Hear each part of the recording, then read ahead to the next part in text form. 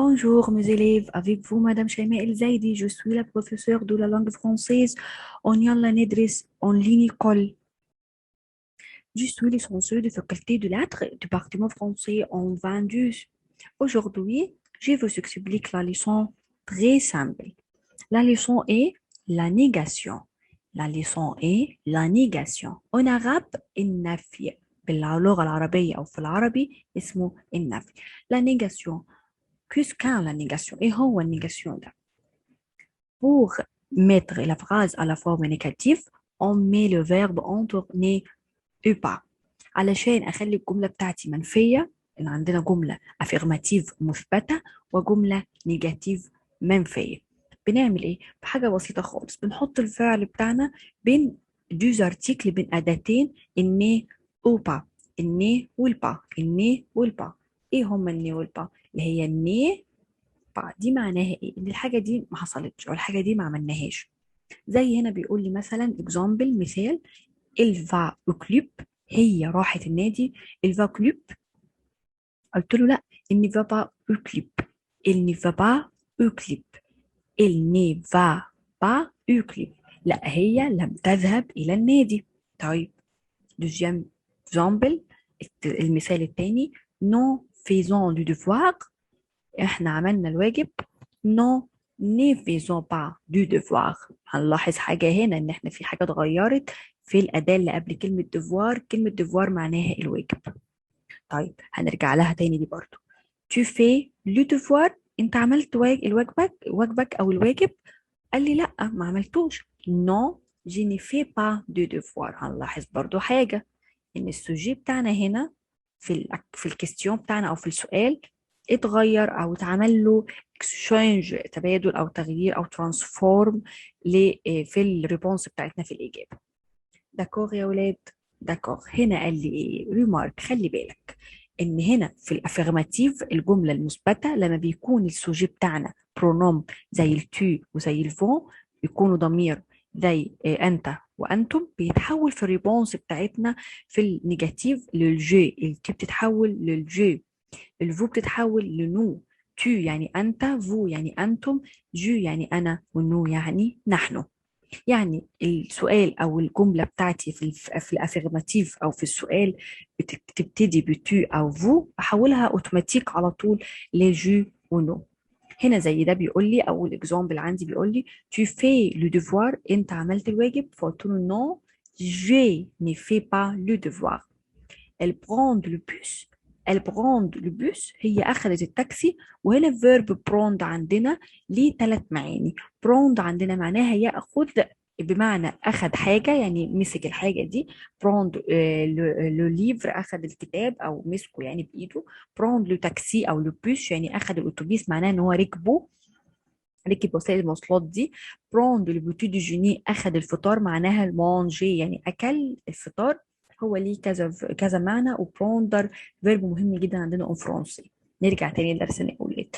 البروند لو بوس هي اخذت الاتوبيس. قلت له لا، نو il ne peut prendre pas le bus، لا هي ما اخذتش، ما ركبتش اتوبيس اصلا. تمام. vous êtes en classe، انتم يا اولاد في الفصل. قلنا لا، احنا مش في الفصل اصلا، احنا مزوغين. nous ne sommes pas en classe، لا احنا لم نكن في الفصل. وهنا vous êtes ده تصريف او conjugaison du verbe être. verbe être ده اهم verbe en français، très important، très important en français. اهم verbe عندنا في الفرنسيه. وverb être عباره عن هو troisième جروب، مجموعه ثالثه، ودي هنرجع لها ان شاء الله في لقاء قريب. والريجولير شاذ، غير منظم، فيرب غير منظم او غير منتظم، بنحفظه بشكله. تمام يا ولاد؟ داكور يا حبايبي. هنا قال لي الاكزرسيس ده، يلا نحله سوا. بيقول لي ايه الاكزرسيس ده؟ بيقول لي ميتي سي فراز على فورم نيجاتيف. يلا حط الجمله دي في الاسلوب او في الشكل النفي. اول حاجه انا بحط لك لين خط تحت الفيرب عشان تعرف الفيرب فين. اول حاجه كده يا ولاد، الفيرب لازم يكون بعد السوجي بتاعنا او بعد البرونوم بتاعنا او بعد النو. يعني بيجي بعد الفعل، فعل على طول، او بعد الضمير او بعد الاسم. زي اول جمله لا بريمير فراز، الجمله الاولى جي فيني مون ترافاي، انا نهيت او خلصت او انتهيت من عملي. فقلت لا، انا ما خلصتش لسه. جي ني فيني با مون ديفوار. طيب Le deuxième phrase les enfants font l'exercice. الأطفال خلصوا التمارين أو عملوا التمارين بتاعتهم. قلت له لا، الأطفال عاملين شقاوة ما بيخلصوش التمارين. ما خلصوش التمارين يعني إيه؟ les enfants ne font pas les exercices. لا، لا ينتهوا أو لم يفعلوا التمارين بتاعتهم. tu as cette gomme. هل أنت عندك أو تملك هذه الممحاة؟ قلت له لا، ما عنديش أي ممحاة، ما عنديش أستيكة أصلا. non je n'ai pas cette gomme. إليم لو سبور، هو بيحب الرياضة. قلت له لا، نو النيم با لو سبور. هنلاحظ حاجة هنا إن الأداة الارتيكل بتاعتي الني اللي هي الان او اتحولت لان ابوستروف. الان او اتحولت لان ابوستروف ليه؟ لأن جه بعدها فيرب كومونس بار فويال، يعني فعل مبدوء بحرف متحرك. الحروف المتحركة عندنا اون فرونسي زيها اون انجلي، زيها في الانجليش، بس بنضيف عليها دو لاتر، حرفين.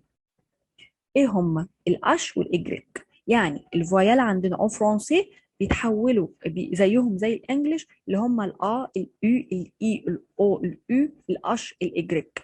زيهم زي الانجليش بس بنضيف عليهم الاتش والواي. يعني هم عباره عن الاي والاي والاي والاو واليو، وهنضيف عليهم الاتش والواي. اي فيرب كومونس بار فويال لازم هنحول الان او لان ابوستروف لجمال النطق يا ولاد. تمام كده. طب هو قال لي هنا بقى ملحوظ، قال لي ريمارك. ريمارك لاحظ وتعلم. ريمارك ايه؟ بروندر وتعلم. ايه بقى؟ on transform. on transform les articles indéfinis et les articles partitifs. خلي بالك ان احنا بنحول ادوات النكره اللي هم الثلاثه الانتر بارونتيز روج اللي هم بين الاقواس الحمراء، عباره عن ايه؟ ضمائر النكره. ادوات النكره اللي هم الان، ودي بيجي بعدها ماسكولا سينجولير، بيجي بعدها مفرد مذكر، والان دي بيجي بعدها فيمينان سينجولير مفرد مؤنث، والدي افيك اس او الدي بلوريال بيجي بعدها جمع بانواعه. الدوزيام ارتيكل اللي هي الارتيكل الثانيه دي ارتيكل بارتيتيف، ودي ادوات تجزئه، ودي بتيجي قبل الاكل والشرب. عباره عن ايه؟ عباره عن دو لا، دي الابوستروف، ودي افيك اس برضو او دي بلوريال. الدو بيجي برضو بعدها ماسكولا سينجولير مفرد مذكر، والدي لا بيجي بعدها فيمينان سينجولير مفرد مؤنث، والدي الابوستروف بيجي بعدها ماسكولا او فيمينان سينجولير كومونس بار فويال. تعودنا خلاص ان اي حاجه فيها ابوستروف يبقى على طول الكلمه اللي جايه بعدها مبدوءه بحرف متحرك. الدي الابوستروف دي يا ولاد بيجي بعدها مفرد مذكر او مؤنث مبدوء بحرف متحرك. الدي افيك اس او الدي بلوريال بيجي بعدها الجمع بانواعه. واحنا بنتكلم شويه عرب وشويه فرنسي عشان تستوعبوا الكلام بتاعنا. هنا زي بيقول لي ايه؟ tu as du gomme.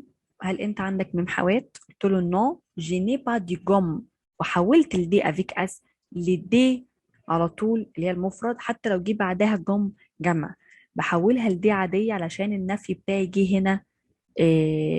الادوات بتاعتي بتتحول هنا الاول ان والدي والدي والدي لا ودي الابوستروف والدي افيك اس لدي ودي ابوستروف، بيتحولوا لدي ودي ابوستروف. خلاص اتعودنا اي حاجه ابوستروف بتيجي بعدها كومونس بار فويال. فهو هنا بيقول لي انت عندك اي ممحوات؟ قلت له لا، ما عنديش اي ممحاه، ما عنديش اي استيكه.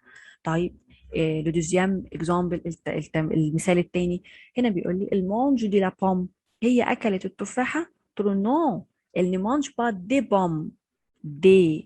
des pommes de la pomme في الافirmatif de la pomme، في النيجاتيف des pommes. يعني هي هنا اكلت التفاحه كلها. قلت له لا، هي اصلا ما اكلتش اي تفاح. قال لي برضو حاجه تانية خدوا بالكم منها كويس قوي قوي قوي، جايه دلوقتي. قال لي ايه؟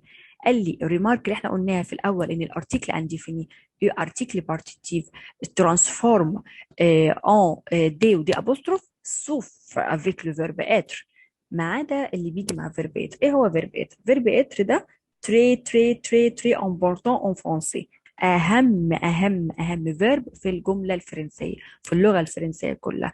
فيرب اتر ايه تروازيام جروب، هو مجموعة ثالثة في الأفعال، ودي إن شاء الله هنشرحها الفترة اللي جاية إن كان لنا لقاء قريب. تاني حاجة إن هو فيرب irrégulier غير منظم أو غير منتظم، وهو بيتحفظ بشكله في كل أزمنته. أو بريزون في المضارع، أو باسي كومبوزي في الماضي المركب، وفيتور سامبل في المستقبل البسيط، وفيتور بروش في المستقبل القريب. وهو زمن مهم جدا. فبيقول لي هنا ايه؟ بيقول لي ان اي اداه موجوده في الجمله بتاعتي ويكون الجمله دي الفيرب بتاعها الاساسي فيرب اتر، ده تصريف فيرب اتر، يكون موجود. فاي اداه بتيجي بعده بتنزل زي ما هي بشكلها الحقيقي، ما بنغيرهاش للدي ودي ابوستروف. كل الفيربات اللي في الفراز الفرنسيز، اي فيرب بيجي لي في كل الجمل الفرنسيه بتاعتي بنحول الاداتين دول الارتيكل انديفيني والارتيكل بارتيتيف للدي ودي ابوستروف. لكن لو الفيرب بتاعنا فيه اتر فانا مش بحول اي حاجه، بنفي الفيرب بس وبنزل بقيه الجمله وبكتبها زي ما هي. سوف افيك لو فيرب اتر. هنا بيقول لي tu es un élève، هل حضرتك تلميذ او طالب؟ قلت له non je n'y suis pas un élève، زي ما هي اهي un élève. c'est un trousse، c'est une trousse، هل دي مقلمة؟ c'est une trousse، هل دي مقلمة؟ قلت له non ce n'est pas une trousse، لا دي مش مقلمة. برضو كتبت الإن اللي موجودة في الإفرماتيف بتاعتي كتبتها برضو زي ما هي في النيجاتيف. ce sont du filles، هل دول فتيات؟ non ce ne sont pas du filles، برضو نزلتهم وكتبتهم زي ما هي. يلا بينا. قال لي يلا شوية اكزرسيز كده نحلهم سوا احنا وطلابنا. دي اكزرسيز نيتي او نيجاسيون، حطها يلا وحولها للنفي. يلا بينا. La première phrase أو الجملة vous êtes professeur، vous êtes professeur. هل أنت مدرس؟ أنا عايزة أقول لأ، هنقول إيه؟ يلا برافو يا ولاد، هتبقى non je ne suis pas professeur. تمام. d'accord يا ولاد. c'est une règle، c'est une règle. أنا بنطق لكم الجملة مرتين، مرة بالراحة عشان تسمعوا كل حاجة بتنطق لوحدها، ومرة بسرعة عشان ننطق النطق الفرنسي الصح، والاتنين صح. c'est une règle، c'est une règle. هل هذه مسطرة؟ règle، ولازم أمد شوية في الحرف ده لأن الأو عليها أكسون غاف، والأكسون غاف ده بيعتبر عندنا حرف مد. c'est une règle، non ce n'est pas une règle. تمام. il va au club، هل هي راحت النادي؟ elle ne veut pas au club، لا هي ما راحتش النادي. كلوب أو كلوب الاتنين صح. جو أنا مي، هل أنا عندي صديق؟ لا والله خالص ما عنديش صحاب. جو ني با دامي، جو ني با دامي. شايفين الفيرب اتحول، الفيرب بتاعنا حول لي الأداة اللي بعدها الآن دي اتحولت للبلي أبوستروف علشان الفيرب هنا فيه نفي وهو مش فيرب إتر. سي سون أدي فيرب إتر. سي سون دي جارسون، هل دول ولاد؟ جارسون هنا السي تحتها شرطة صغنونة كده شبه الخمسة، دي اسمها أكسون شديل، دي بتخليني احول السي بدل ما انطقها كي او كاف بتتنطق زي الاس. سي سون دي جارسون، نو سي ني سون با دي جارسون. كده يا ولاد الليسون بتاعنا سي فيني كده، الدرس بتاعنا انتهى. جوسبيغ كي فو مي بروند، ان اتمنى ان انتوا تكونوا فهمتوني كويس، وان شاء الله الى لقاء قريب، ويكون بينا لقاء خير باذن الله، وبالتوفيق للجميع. au revoir.